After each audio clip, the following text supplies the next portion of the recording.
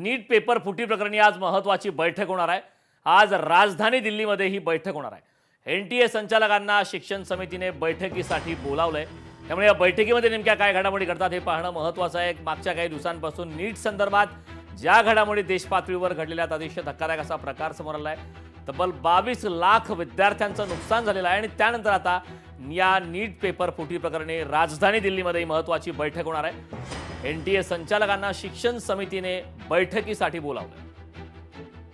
Paper फुटी प्रकरणी आज दिल्लीमध्ये बैठक आहे। या बैठकीत काय घडामोडी घडतात हे पाहणं महत्त्वाचं आहे। एकीकडे सीबीआयचा तपास सुरू आहे, त्या दरम्यान बऱ्याच गोष्टी नवनवीन खुलासे हे दररोज समोर येत आहेत।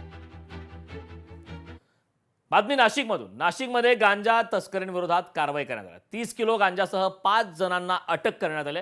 मुंबई आग्रा महामार्गावर ही कारवाई करण्यात आली। सुमारे 6 लाख रुपयांचा गांजा जप्त करण्यात आलाय। आडगाव जवळील मुंबई आग्रा महामार्गावर पोलिसांनी सापळा रचून ही कारवाई केली।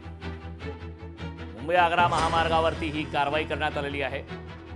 सुमारे 6 लाख रुपयांचा गांजा हा जप्त करण्यात आलेला आहे। नाशिकमधून हा धक्कादायक असा प्रकार समोर आलेला आहे। नाशिकमध्ये गांजा तस्करांविरोधामध्ये ही कारवाई करण्यात आली।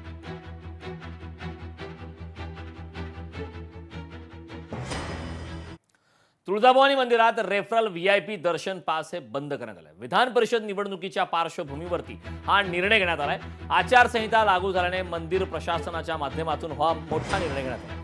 ऐन उन्हाळ्याच्या सुट्टीमध्ये सर्व प्रकारचे रेफरल दर्शन पास हे बंद करण्यात आले आहेत। तुळजाभवानी मंदिरात रेफरल व्हीआयपी दर्शन पास हे बंद करण्यात आलेले आहेत। विधान परिषद निवडणुकीच्या पार्श्वभूमीवर हा मोठा निर्णय घेण्यात आला।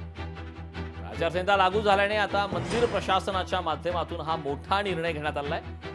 ऐन उन्हाळ्याच्या सुट्टीमध्ये सर्व प्रकारचे रेफरल दर्शन पास हे बंद करण्यात आले।